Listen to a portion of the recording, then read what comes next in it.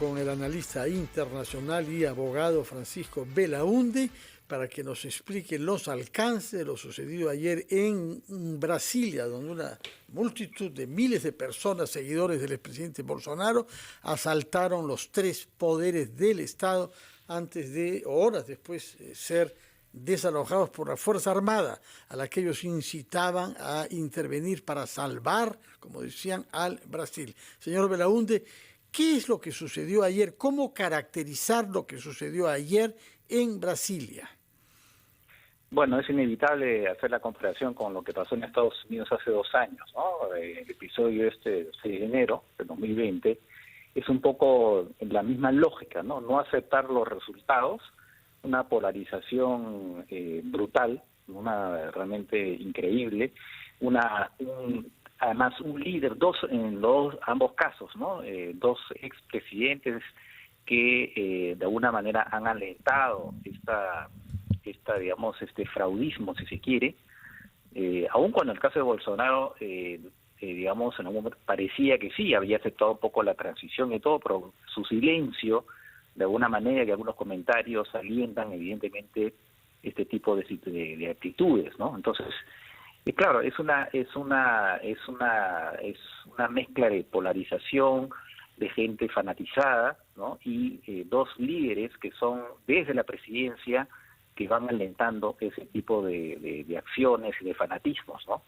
Es terrible, porque es realmente una amenaza a la democracia que se da en dos grandes países y que puede, por supuesto, darse en otros, ¿no? En Sí. este caso, desde la derecha, ¿no? Señor Belaunde, si bien ha marcado distancia el expresidente Jair Bolsonaro, pero ¿cuál es el real poder político que tiene actualmente en Brasil? Y si ese poder se le ha escapado de las manos para que sus seguidores vayan a estas acciones y límites, o él es quien está realmente detrás de estas protestas y manifestaciones que, como decíamos, pues han llegado a estas acciones límites. No sabemos exactamente, bueno, aparentemente sí, él incluso antes de dejar la presidencia, él llamaba, digamos, en todo caso a manifestaciones pacíficas, ¿no? Rechazaba la violencia, pero claro, su discurso, de alguna manera, había una contradicción entre eso y un discurso en general, ¿no?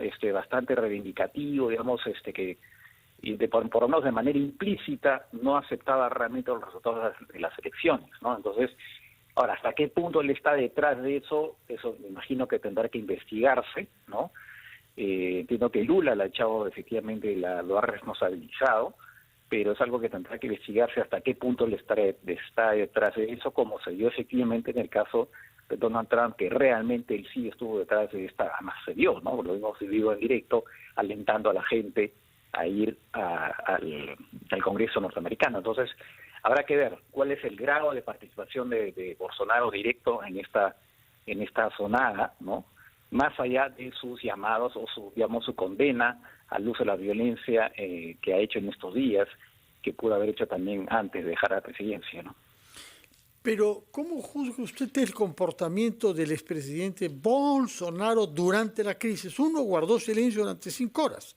2, esperó que la Fuerza Armada haya intervenido y desalojado a los manifestantes para decir algo, y lo que dijo fue relativamente tibio, porque simplemente dijo que una manifestación está autorizada por la Constitución, pero si se violentan instituciones públicas, se sale fuera de la regla. Y 4, comparó lo que ha sucedido ayer con incidentes protagonizados por fuerzas de izquierda el año 13 y el año 17, cuando todos sabemos que no son comparables, ¿no? Lo que ha sucedido ayer no tiene precedentes en la historia brasileña, ¿o no? No, obviamente lo que está haciendo Bolsonaro de alguna manera es seguramente, más allá de que él hubiera tenido participación directa, es haber deseado que deseado que esta zonada tuviera éxito, por su discurso también, donde no acepta claramente las elecciones, también lo ha alentado.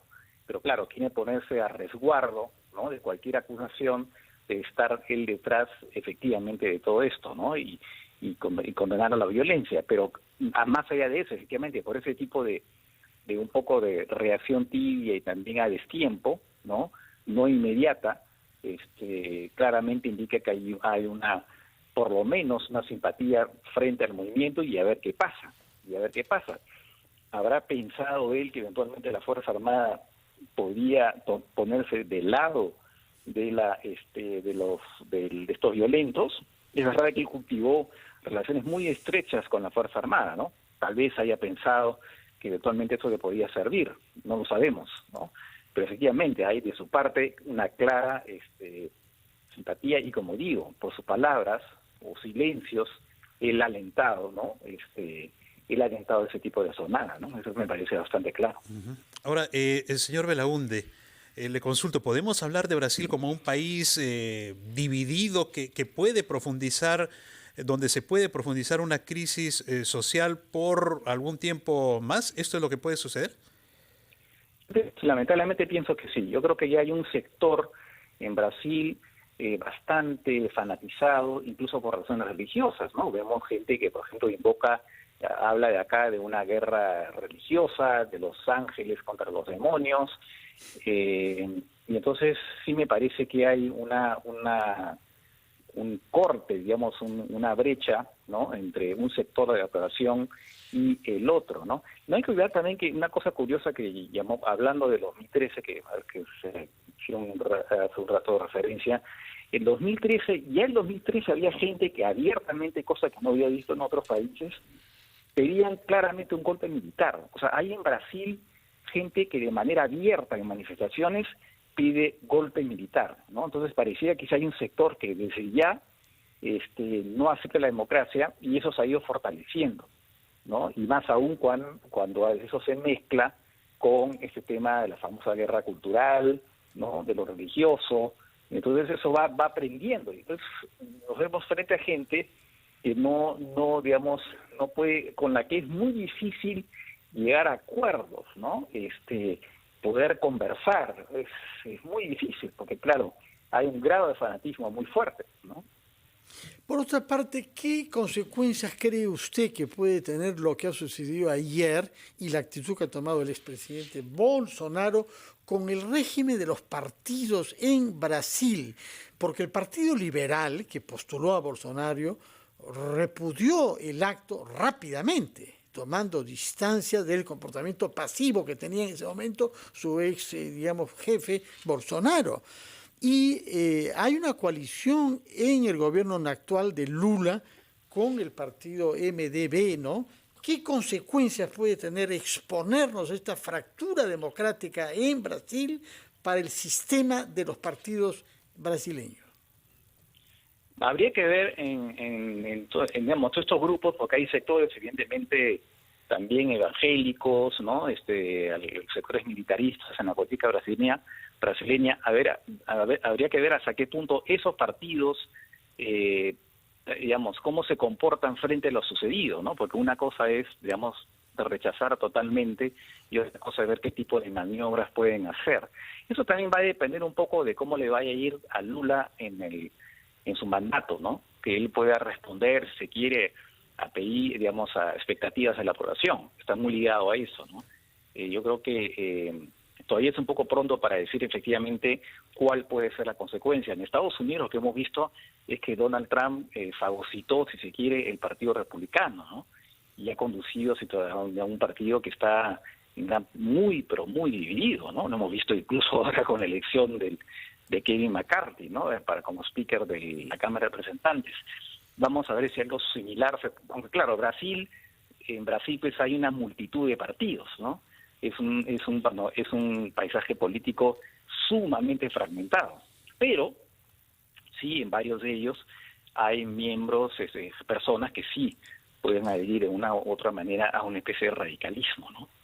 Muy bien, vamos a seguir entonces de cerca lo que ocurre en Brasil, Fernando, porque es un país cercano con quien tenemos vínculos, ¿no? Indudablemente lo que ha ocurrido pues es un golpe, ¿no? Un golpe al sistema democrático que ha podido ser controlado, pero igual tenemos que estar expectantes. Agradecemos al señor Francisco Belaúnde, analista internacional, por su participación en Ampliación de Noticias.